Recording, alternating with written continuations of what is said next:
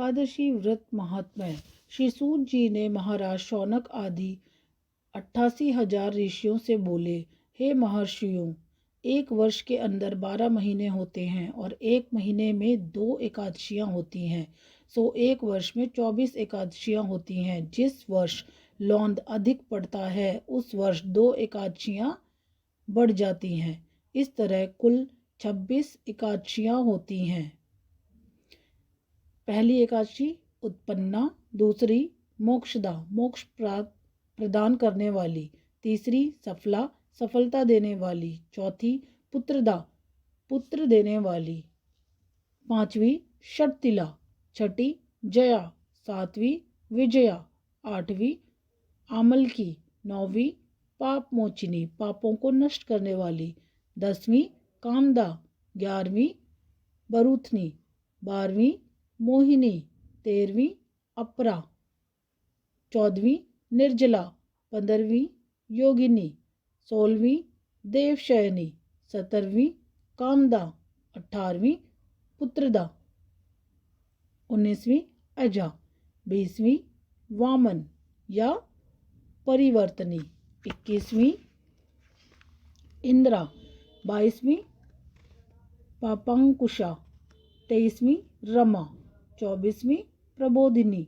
लौंद अधिक की दोनों एकादशियों का नाम क्रमानुसार पद्मिनी और परमा है।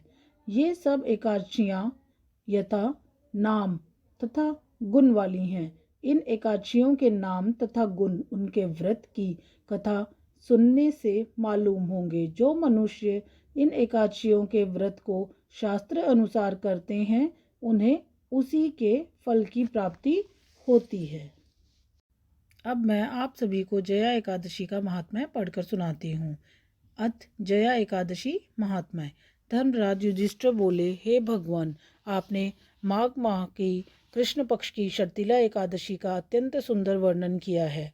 अब कृपा कर माघ मास के शुक्ल पक्ष की एकादशी की कथा का वर्णन कीजिए।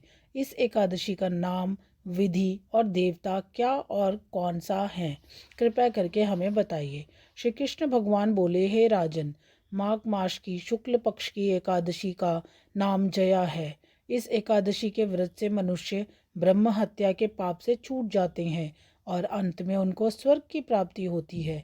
इस व्रत से मनुष्य कुयोनि अर्थात भूत, प्रेत, पिशाच आदि की योनि से छूट जाता है। अतः इस एकादशी के व्रत को विधि पूर्वक करना चाहिए। हे राजन, मैं एक पौराणिक कथा कहता हूँ। एक समय इंद्र नागलोक में अपनी इच्छा अनुसार अप्सराओं के साथ रमन कर रहा था। गंधर्व गान कर रहे थे। वहाँ गंधर्वों में प्रसिद्ध पुष्पवंत, उसकी लड़की तथा चित्रसेन की स्त्री मलिन, ये सब थे। उस जगह मलिन का लड़का पुष्पवान और उसका लड़का माल्यवान भी था। उस समय पुष्पवती नामक एक गंधर्व स्त्री माल्यवान को देखकर मोहित हो गई और कामबाण से चलायमान होने लगी। उसने रूप, सौंदर्य, हाव भाव आदि द्वारा माल्यवान को वश में कर लिया। पुष्पवती के सौंदर्य को देखकर माल्यवान भी मोहित हो गया।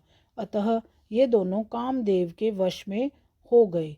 परंतु फिर भी इंद्र के बुलाने पर नाच गाने के लिए जाना पड़ा और अप्सराओं के साथ गाना शुरू किया। परंतु कामदेव के प्रभाव से इनका मन न लगा और अशुद्ध गाना गाने लगे।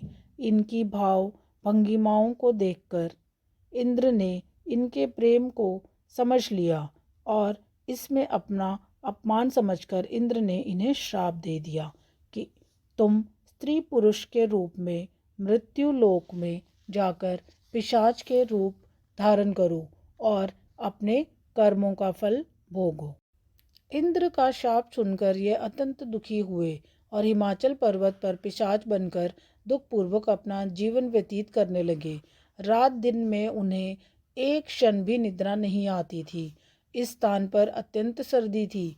एक दिन पिशाच ने अपनी स्त्री से कहा, न मालूम हमने पिछले जन्म में ऐसे कौन से पाप किए हैं जिससे हमें इतनी दुखदायी यह पिशाच योनि प्राप्त हुई है। देवयोग से एक दिन माघ माह के शुक्ल पक्ष की जया नाम की एकादशी आई। इस दिन दोनों ने कुछ भी भोजन न किया और न कोई पाप कर्म ही किया। इस दिन केवल फल फूल खाकर ही दिन व्यतीत किया और महान दुख के साथ पीपल के वृक्ष के नीचे बैठ गए। वह रात्रि इन दोनों ने एक दूसरे से चिपटकर बड़ी कठिनता के साथ काटी। सर्दी के कारण उनको रात्रि में निद्रा भी न आई। दूसरे दिन प्रातःकाल होते ही भगवान के प्रभाव से इनकी पिशाच देह छूट गई और अत्यंत सुंदर अप्सरा और गंधर्व की देह धारण करके तथा सुंदर वस्त्रों तथा आभूषणों से अलंकृत होकर नागलोक को प्रस्थान किया। आकाश में देवगण तथा गंधर्व इनकी स्तुति और पुष्प वर्षा करने लगे। नागलोक में जाकर इन दोनों ने देवराज इंद्र को प्रणाम किया। इंद्र को भी इन्हें अपने प्रथम रूप में देखकर महान आश्चर्य हुआ और इनसे पूछने लगे कि तुमने अपनी पिशाच देह को किस प्रकार छोड़ा, अर्थात उससे किस प्रकार छुटकारा पाया, सो सब बताओ। इस प्रकार माल्यवान बोले कि हे देवेंद्र, भगवान विष्णु के प्रभाव तथा जया एकादशी के व्रत के पुण्य से हमारी पिशाच देह छूटी है।